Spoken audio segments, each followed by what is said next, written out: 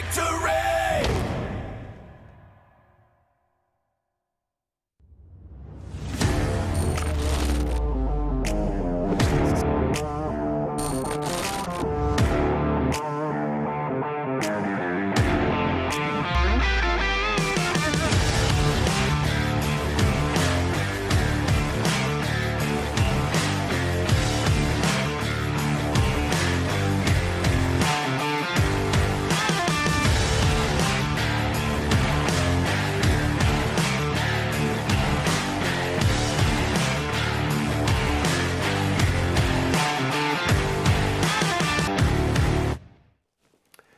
It is international weekend, but we find ourselves away at Burton Albion today. We may be without Chris Gunter and also Connor Washington, but it's an opportunity to keep our momentum rolling. Johnny Jackson leads the way at the Pirelli Stadium, looking to come away with all 3 points. Lots coming up before kickoff. We'll speak exclusively to caretaker boss Johnny Jackson and in-form midfielder George Dobson. We'll touch on our last league outing against Rotherham United. And we will hear from Curbs and his all-time Charlton five-a-side team. Well, Curbs can't be here today, unfortunately, but delighted to say alongside us, we do have his best replacement. It is, of course, Stevie Brown, Mr. 100% records in the studio. I wasn't going to say anything. Haven't forgotten it yet. Jimmy Floyd Hasselbank needn't turn up. And look, we're delighted to say as well, we've got a 2019 promotion winner with us. It's a warm welcome to Josh Parker. Josh, how are you? Good to see you. I'm very well, thank you for having me. I'm excited to be here. Good pleasure. What does it feel like being here at the Valley? It's nice to be back. It just brings back so many memories. Obviously, it's a shame that the crowd's not here, but yeah, it's just always a pleasure to be here. Yeah. What you done? Injured myself. Can Hopefully... we just see there in the camera? I think we can. There we go. Oh, there we go in this way. There we go. Hopefully, I'll be back just after the new year. It's part of the package, isn't it, with playing football. It's my first injury in a long time, but we move. Yeah. Looking to get back in though? Yes, as soon as possible. As soon as possible. Yeah.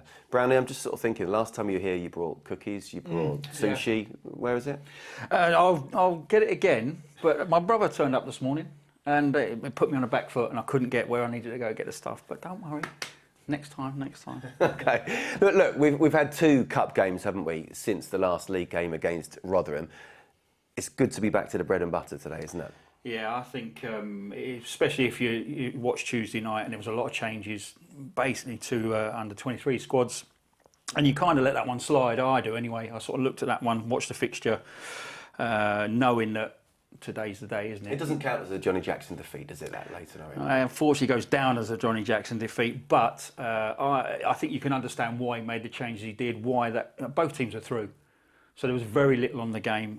You don't want to risk anybody at that point.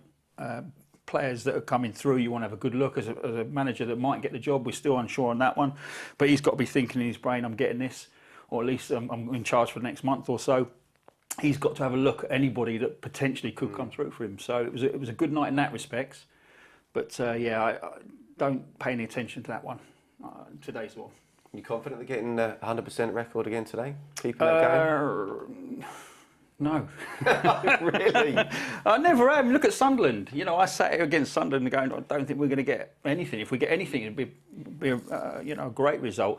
I think a draw is a good result for us today. What you don't want is Burton extending away from us. They're 6 points ahead, and we've got to start clawing teams back. And I know we sit here off air sometimes. We're kind of chalk and cheese. You look at 6th, and I look over my shoulder.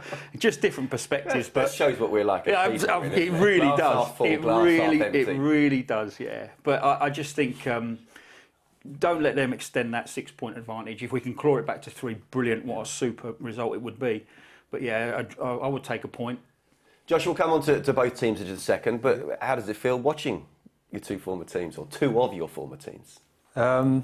It's strange. Obviously, I've got friends in both camps, but I'm not doing it because the cameras are here. But I always watch Charlton. I always check the results. I have such fond memories here. So for me, it's going to be a very difficult game because anyone that knows the Jimmy Floyd Hasselbank side knows that they're very well drilled and everyone knows their roles, and he has high demands of everyone. Obviously, for Jacko, he's still trying to implement his ways which can always be a tough time. So it's going to be a very interesting tactical battle, in my opinion. Another big test, but aren't they all in whatever division in the league? OK, lots to come. Kick-off at the Pirelli Stadium, less than 45 minutes away. Let's get cracking. Charlton TV spoke to Johnny Jackson a little bit earlier. Okay, Jacko, after a couple of cup games over the last week, back to league action here at Burton, and it's all about keeping that momentum going that we've picked up over these last few weeks. Yeah, really important to build on that. I think obviously the league form's been excellent. We had a good win in the FA Cup. Obviously the reverse in the Papa John's, but good to get back to league action. And yeah, we want to try and build on that momentum. We're in a good place. Picked up 7 points from the last 3, so we want to obviously have 3 more today. It's a bit unusual for us in that it is an international weekend. Normally we would miss that, but we only had 2 call-ups, so we're forced into a couple of changes today. How does that affect preparation for games like this, especially when you consider Gunts being away and Adam Matthews not being available? Yeah, I mean, we've been up against it a little bit with a few, obviously those guys being away and a few niggles that we've got. So, you know, not a full slate to select from, but obviously opportunities for other people. Josh comes into the side for Connor, and Sean Clare comes into the side for Gunts, who I thought Sean done admirably well in that position in the FA Cup.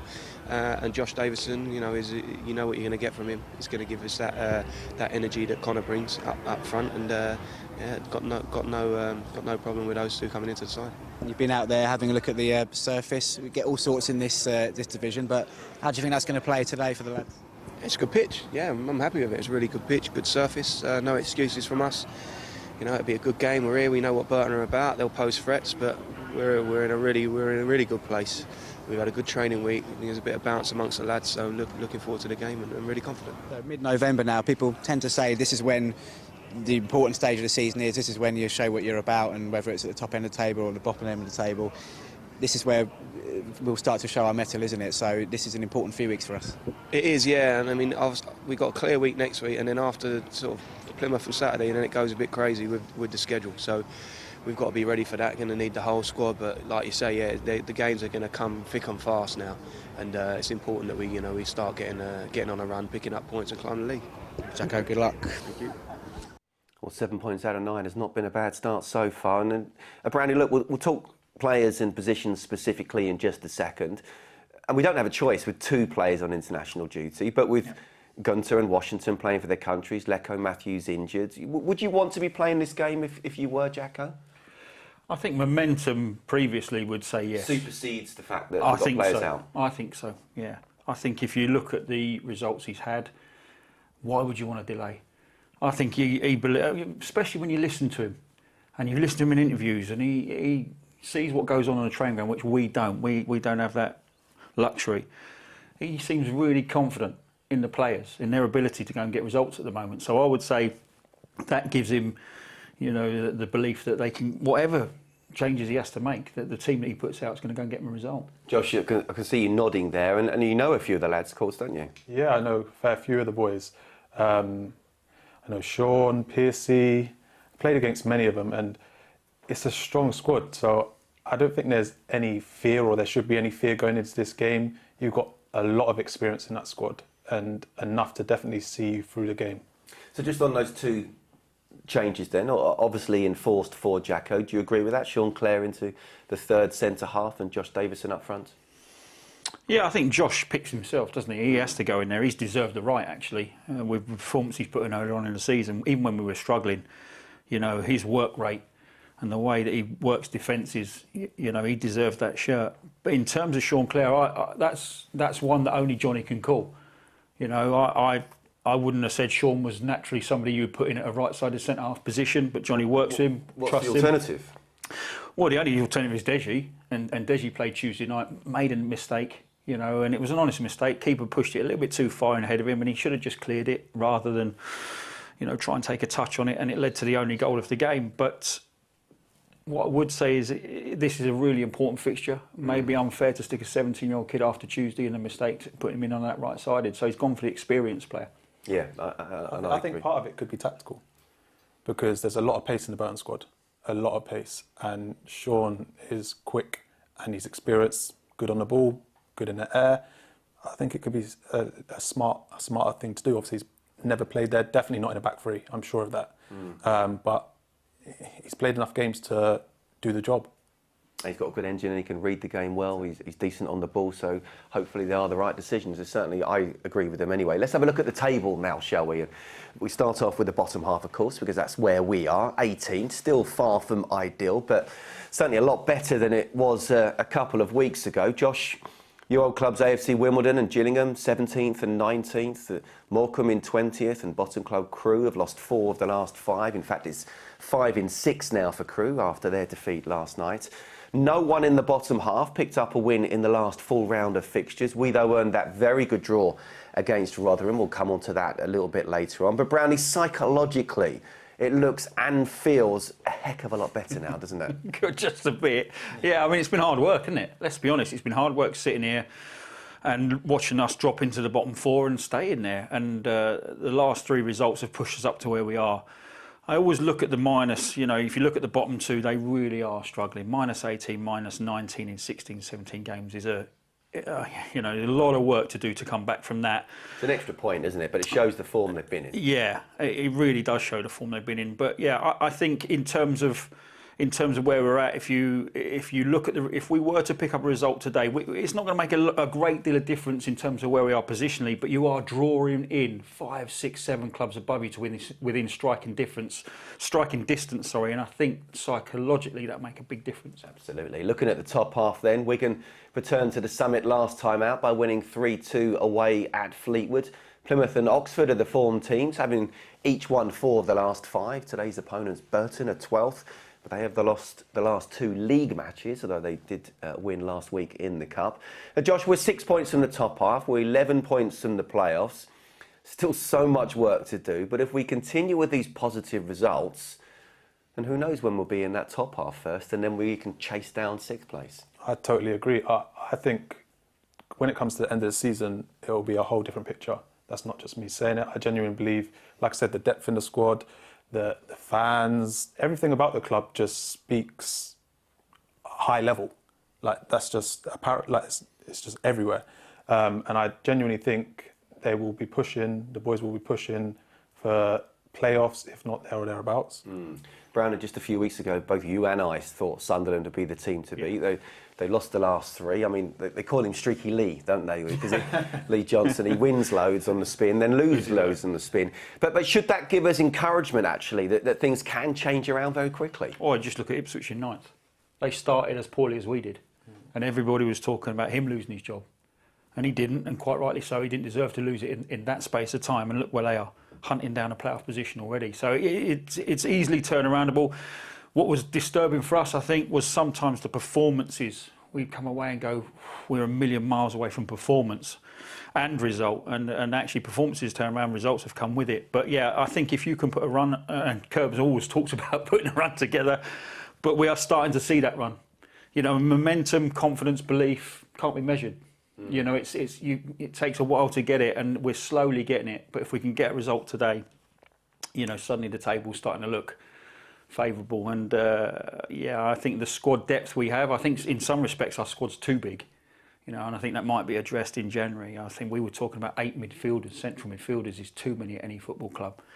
But what it does give you is a strength in depth, so that if we do pick up some injuries, you know, momentum's with us, we can slot somebody in that's equally as capable. We need that squad today, though, don't we? Yeah. OK, it's a reduced programme in League One today. Let's have a look at the fixture list, shall we? Of course, it's reduced because of the international break. Bolton beat Crewe 2-0 last night. 5 games postponed because of the international. 6 do go ahead.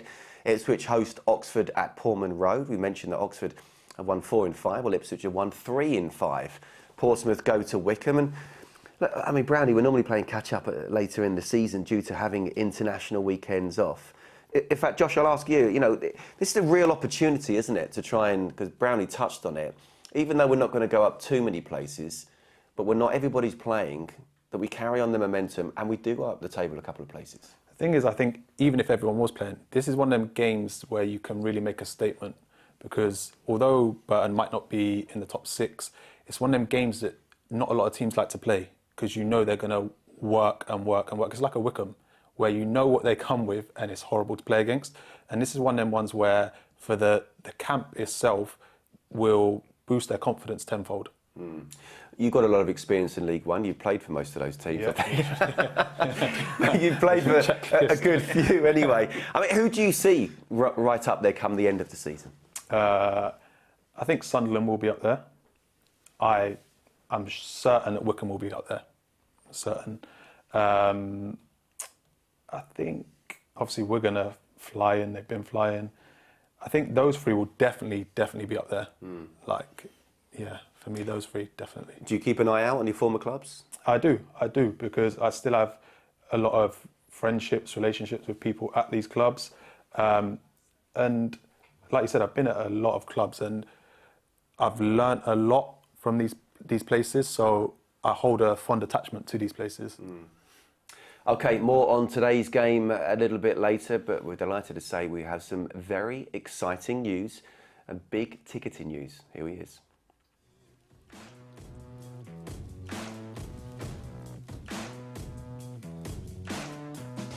We all Charlton fans, let's fill the Valley on the 20th of November.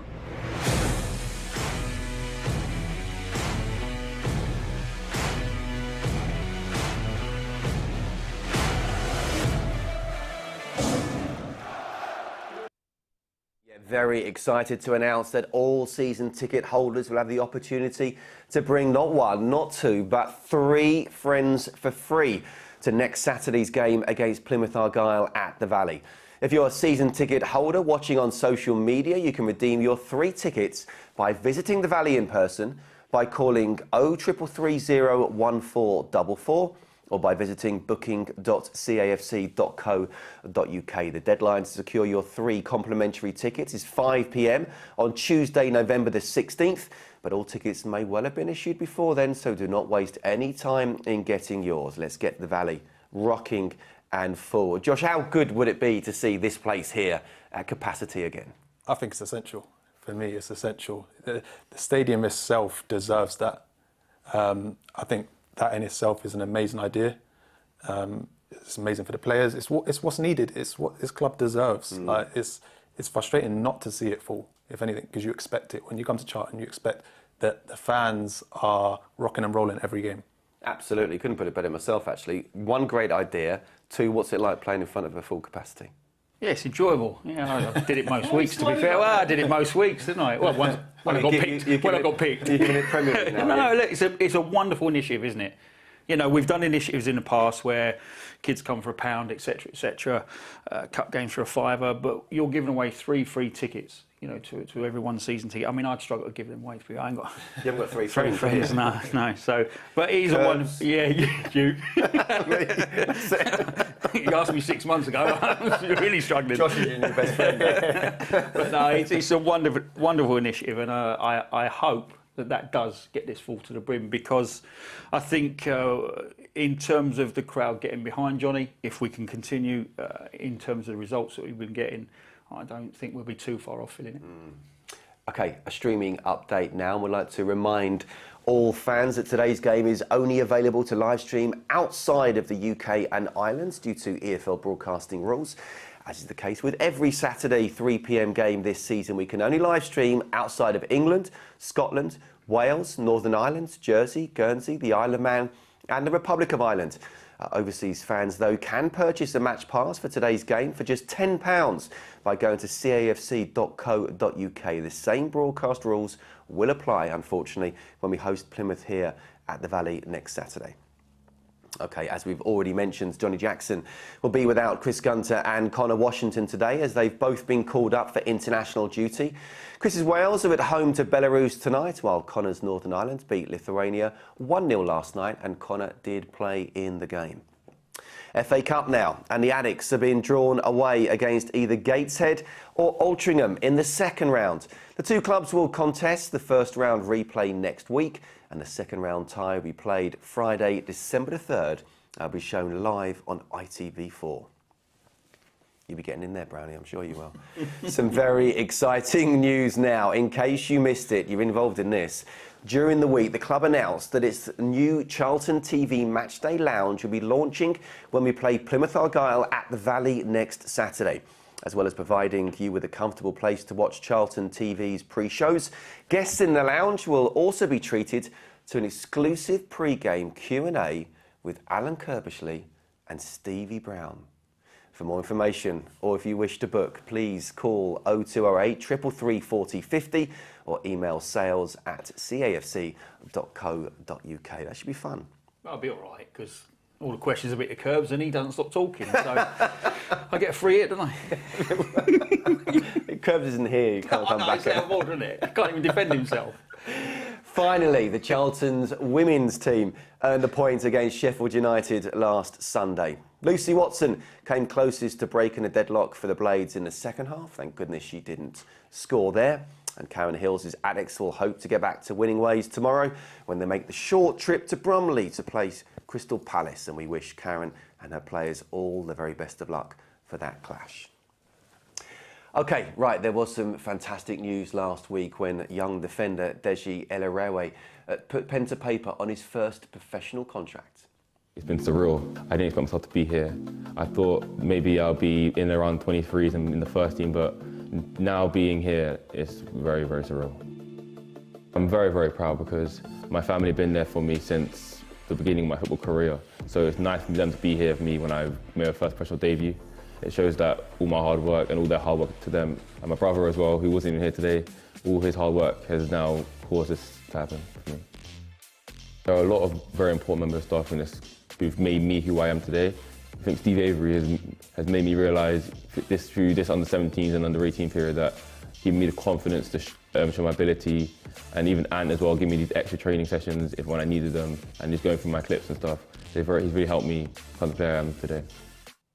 Charlton TV subscribers can watch Deji's full interview on cafc.co.uk right now. Brownie, elegance on the ball, pace, strength, agility, intelligence. Things I needed to improve on. Is that, I was going to say a young Stevie Brown, but the intelligence was pushing it a bit. Yeah, absolutely. No, look, I tell you what you tend to forget. So I watched him Tuesday night, and he'll be disappointed with the goal that we've conceded, right?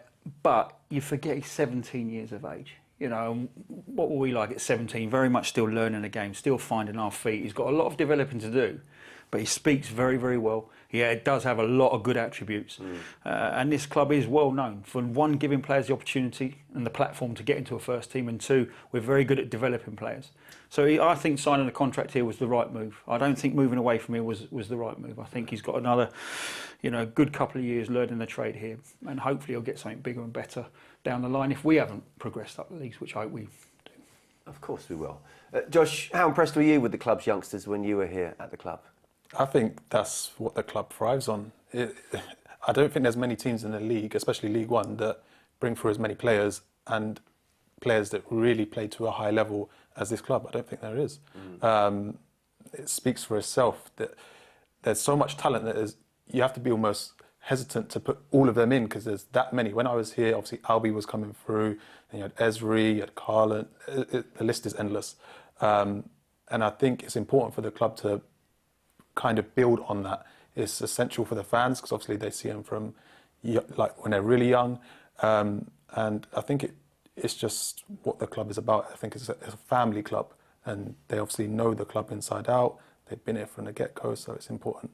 Absolutely, absolutely. OK, we actually haven't done memory lane for a good few weeks, but Josh, are you ready to go down memory lane? Your time here? You know what we're going to talk about, straight to Wembley, yes. 2019. And is it fair to say that this free kick is probably the most important free kick you've ever won in your career? You know the crazy thing? Everyone was always, like, after the game, I never watched the game back for probably a year. And everyone was saying, the free kick that won us the game. I didn't remember it until I watched the game back. I think it was Johnny Williams that messaged me. So I just watched it back on Sky, and that free kick, and I didn't remember it until I watched it back. Why was that? Just because the event, the occasion was such a blur? Yeah, when you're obviously in it, you're so present, there's so much going on, whether it's the fans, the magnitude of the occasion, that it kind of just, after the whistle goes, it just becomes like a complete blur. But yeah, what a day, what a day. Brown is a bit like your tackle in '98, wasn't it? You know, crucial but not spoken enough about, apart from in the Brown household. I'm not. It's not even on the same level, is it? It leads to a goal. Yeah, but come on, he's not done a lot. He's been dragged down. I had to make up 5 yards, make a strong challenge. No, but listen, what you'll find is that moments in your life that you don't really give a lot of thought to last a lifetime. And that's the one beauty of when you do something in a game of that magnitude, is that you don't necessarily go over it yourself. I didn't watch the playoff penalties or the game. I've never watched it in its entirety ever. Until the following morning? No, never. Ever. I've watched that game back. I've not watched extra time. I've seen my penalty a couple of times. I've seen the tackle a few times. But what you do grow to understand is how important it was at that particular moment. You don't understand it while you're in it, but 15, 20 years later, they're still talking about it, and they'll still be talking about the free kick. And that is the blessing of being a professional footballer, that you have moments that will last for a lifetime. I was down to do the Championship player final with Sky, so I actually said to them, look, give me a couple of tickets, I want to go as a fan. So I went as a fan, was watching that. And it was a fantastic atmosphere, fantastic game. Let's have a look at the goal itself now then shall we? I mean, you, of course, won promotion the following year with Wycombe, but where does this day rank for you in terms of career achievements and highlights? It's up there. It's definitely in my top 3 ever, because I said after an interview, they said, like, oh, what do you think's next for you and the club? And I was like, when you're growing up, if you ask 6-year-old yourself what you want to do, you want to be a professional footballer, and everyone thinks about Wembley.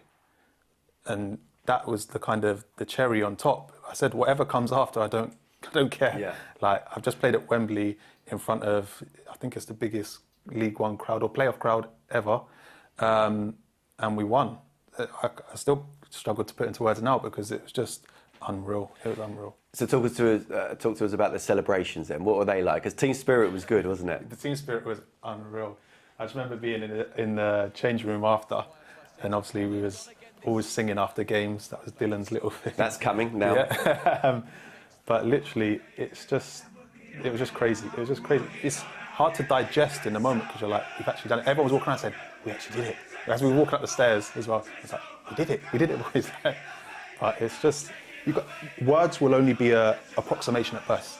You can't ever replace that feeling, like that excitement and that adrenaline that's actually coming through you when the whistle goes and you're like, where do I go? Where do I run? What do I say? It's amazing. Do you remember the celebrations in '98? Our coach wouldn't allow it. He said we had a pre-season to concentrate on. And he took all the champagne home himself. Yeah, we just got in the You were bath saying you didn't celebrate like that? Not like that, no. There was nothing like that. I think Mark Bright did a video of the day, and I remember Brighty, it was much calmer. We had a very good couple of days, don't get me wrong. Once we'd left Wembley and there was a studio that we went to have a drink, and we didn't get to bed that night. But we didn't do that celebration like they did there, which looked good fun. But we had a good couple of days on it, and then went off on a holidays. Yeah. Final one then, Josh, for you. I mean, how would you assess the 6 months you spent with Charlton? Because although you didn't score, you played a big part in what we just saw there. Just a beautiful experience. It's weird. Growing up, I always watched the club anyway. And when I first came back from playing abroad, I came and trained here, but I wasn't able to sign because they wouldn't give me my transfer papers. Then, lo and behold, a year later, I end up coming here. And it was just like my love for the club was here before I was here. So I think that's what I tried to show when I was on the pitch, with how hard I worked, how much I put myself around, even just dealing with the youngsters, trying to put my arm around them. I was just trying to kind of embody the club through myself and express it on the field, and I think that's what I did. I think you did just that, and who knows, Wembley, May 2022, we might see another experience. We'll have to wait and see. Great to have you here, Josh. You're not just here to look back as well, here to look forward. You were at Burton last season, beginning of this season as well. Tell us a little bit about Burton Albion right now. Like I said earlier, a very well-drilled and well-oiled machine. They've got a manager that's done everything. Like, I think people forget how successful the manager was in his career. And he has those demands for his players. He demands excellence and perfection. And if you don't, he'll let you know. Does he give you those eyes? Those eyes he's famous for, yeah. It's one of them people where, because you respect what he's done, he doesn't really need to say too much. He'll just look at you and you know.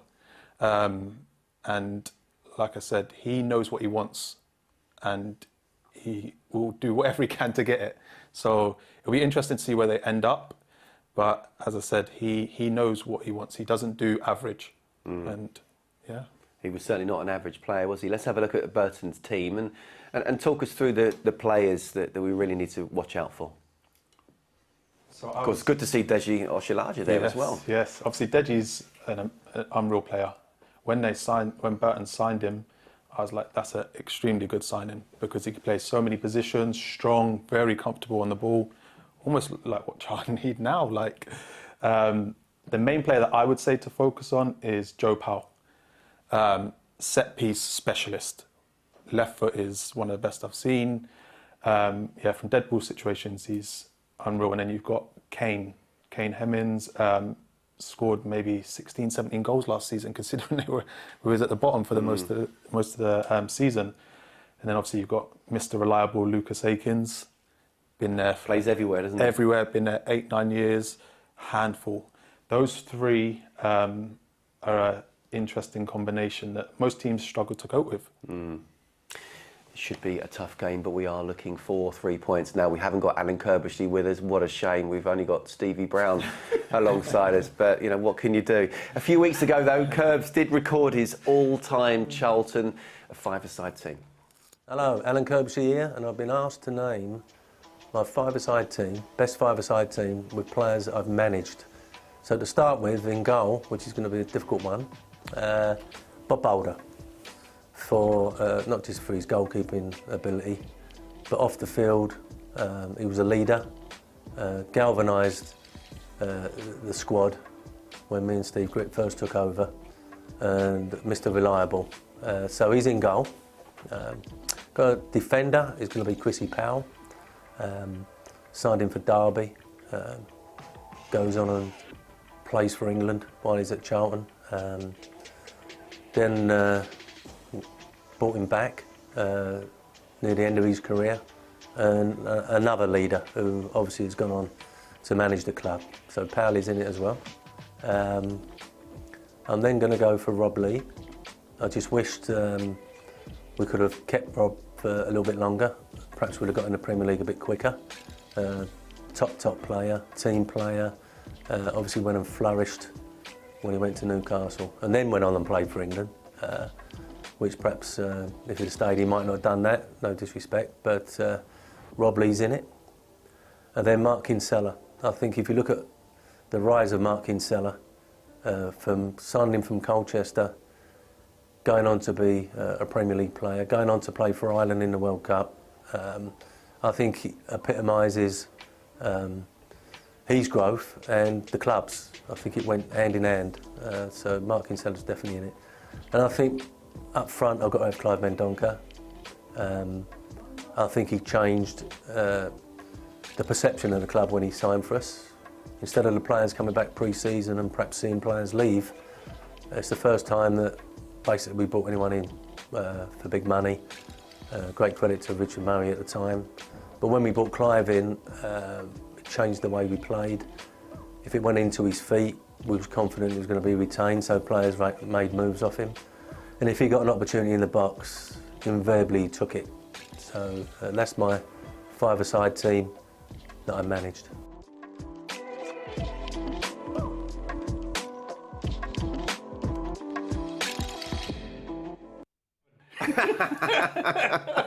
I was never getting in that.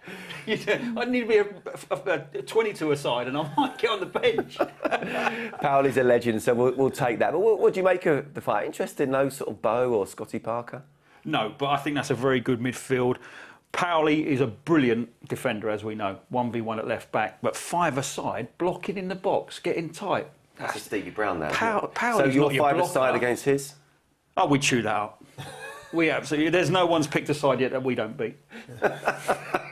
Let's move swiftly on, shall we? Let's talk about the Rotherham game. That was the last league match. I mean, it is now Brownie's 7 points from 9, and actually, this was a massive, massive test for Jacko, wasn't it?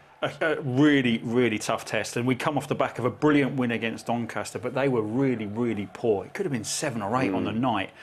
And we all said, look, we'll get a tougher test, and we'll find out more about ourselves when Rotherham come to town. And we were talking earlier about who'll be out there at the end. I think Rotherham won't be far away. I thought they were a terrific side, particularly that midfield unit that works its socks off. and we showed a lot of character.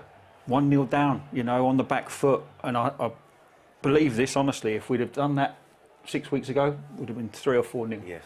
So the team showed wonderful character to come back and get the point. And we had moments like this, right there. Oh, that's got to find the back of the net, you know. Connor, it's tough because there's not a lot of pace on the ball, but it's so close to the goal, you kind of hoping that finds the back of the net. Yeah, Josh, when you're in a team that sort of underachieved at the start of the season, and then you get a good result, or a mini run of form against good sides, and you're scoring goals as well, how much belief does that give you?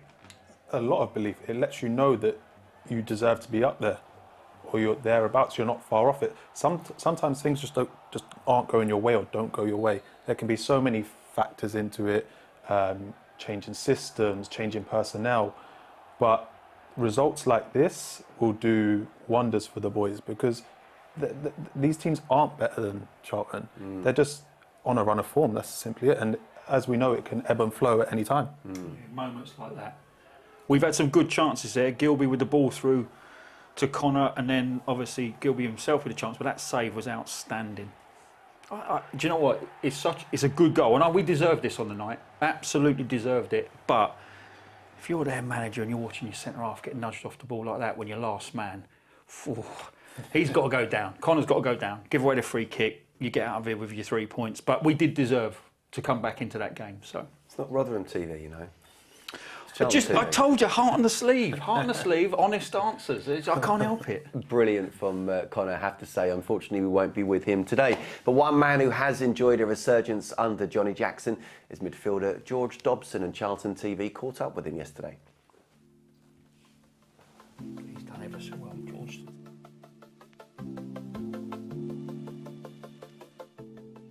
After about 4 games, found myself out of favour, really. Obviously, we didn't have a good start, picking up only the 1 point in the first 4 games, and then obviously a couple of players come back from injury, and we brought in some more players, and I found myself down the pecking order under the old manager. When you're not involved at all, and you're coming in and you're seeing all the boys going to matches and obviously playing, and you're coming in the afternoon and doing a session, and then going home and not being involved.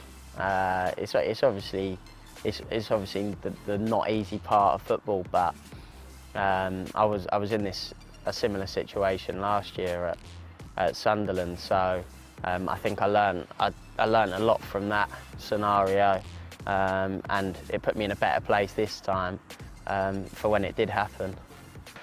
Now Galbraith up towards Smith, and again that man Dobson's there for Charlton, who's having another really good game.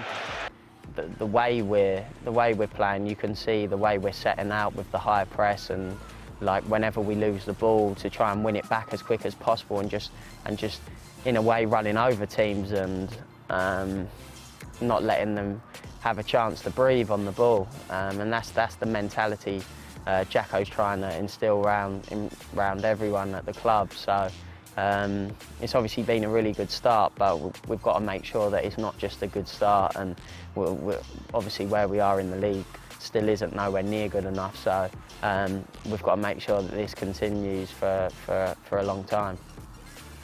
With not having a league game for 10 days, if we didn't have this one, it would have then been 2.5 weeks, and then you would have felt like the 3 games we had with the momentum, we might have totally lost it. I definitely think having the league game this weekend is a boost for it. It's a good chance for us to keep our momentum going.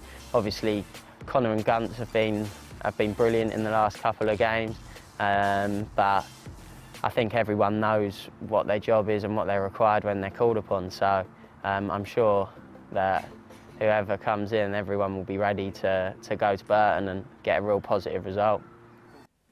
Well, Brownie, look, I mean, everyone says, or the managers say when they come in, everyone starts with a clean slate. I don't always think that's the case, especially with someone like Jack. I'll choose my words carefully here. Jacko knows all the players, but actually, George has been a big beneficiary of that, hasn't he? Yeah, absolutely. Crikey, yeah. I mean, he got brought in over the summer, and George will tell you himself, he knows what his capabilities are, and he knows what his role is within the team, and he likes that side of it. He likes to break down the opposition. He likes to be the interceptor. He likes to get over and make blocks. He knows what he's good at. He knows what he's not so good at. And he's quite happy to be that person within your team. But when you're taken out of a setup, when you've just arrived at a club and you're pushed out beyond and you're not making the bench, you know, and you're doing running here before the game and you're watching all the other players play, you can lose heart pretty quickly. And so that change of manager has benefited George enormously. But we've said many times, when we were struggling as a team and we were conceding as many goals as we were, you needed that defensive player sat there that would do all the things. And although it wasn't going very well results-wise at the start, you could see what George brought. And I thought George was one of the ones that should have stayed and given us that defensive stability in midfield. And we tried to find the right balance in front, which we've done now. You know, and I think Nigel missed a trick there in terms of bringing him out the side, because I thought we looked a little bit too vulnerable through the centre of the pitch. He wasn't just out the side, he was out of the whole squad. Josh, have you ever been sort of taken out of it looks like the picture and it looks like you're not going to be able to get back in, and then you got back in? Yeah, I've had it a couple of times in my career. And I think the thing with football is it's an easy sport that players make complicated, myself included throughout my career. You can make things complicated by trying to do too much, and someone like George knows his role, and it's important to have that, especially when things are getting, you're being tested. He knows what he's good at. He won't try and do anything other than that unless asked. And I think that's vital, that you have someone who sticks to their roles and responsibilities and that the rest of the team can depend on and build off. Let's remind ourselves of our team today, shall we? Obviously with internationals, and there's also injuries, of course, as well, but the main two are the international. So Sean Clare comes in that 3-5-2. Josh Davison comes in up front. And actually, I'm quite excited. And Josh, I'll ask you about Josh Davison. None of you know how much you know of him, but he's someone who's very, very hungry, will run the channels. And did you like playing with a striker, or do you like being on your own up front? When I was here, I enjoyed playing with Lau. I enjoyed it. It's funny because before that, I liked to play on my own. But when you build a relationship with a striker, I think there's nothing better than that. And it's a rarity these days, because a lot of teams play 4-3-3. But when you click with someone, or you have 2 or 3 players that can click or interchange, it's vital. It's vital, and it gives everyone confidence to know that if I have to boot the ball somewhere, there's going to be 2 people that are going to win it, run after it, chase the goalkeeper down and relieve that pressure. And I think similar to when me and Lau were here, that's what we was about. Well, we just saw there that the players are out. Let's go to the Pirelli Stadium, shall we? Burton are celebrating Remembrance Day. Johnny Jackson with the wreath. We'll be doing it here at the Valley next week for the game against Plymouth Argyle. And of course, there will be a minute's silence for all those who lost their lives, basically giving us the freedom that we have today. What do you think, though, in terms of the game, Brownie? What's your gut feeling on it? My gut feeling is we're looking at a 1-1, but my heart's saying we'll nick it 2-1. But if I go in my head, I just think Burton, you know, they're a hard-working side. If you look at their home record, it's not bad. They don't score too many, but they don't concede too many either. I think it's going to be a very tight game. I go for the draw in as much as that's kind of what my analysis side of me says. But in the heart, you know, the run we're on, I just think we're in such good confidence and belief at the moment that we could go on and nick it 2-1. I heard someone who knows what they're talking about. Only for today, of course. Don't look at me like that. Yeah. What do you think, Josh? I'm hoping for a 2-1 to Charlton. I'm leaning more towards a 2-2. I think it's going to be a very open game. It shall be interesting. OK, let's get to your commentary team, shall we, of Terry Smith and Greg Stubley. Thank you, Scott. Thank you, Josh. Thank you, Stevie. And you join us just as the 2 managers are heading towards the centre circle and the centre spot to lay the wreaths of remembrance. And then there will be the minute's silence here at the Pirelli Stadium. Started and finished with the referee's whistle.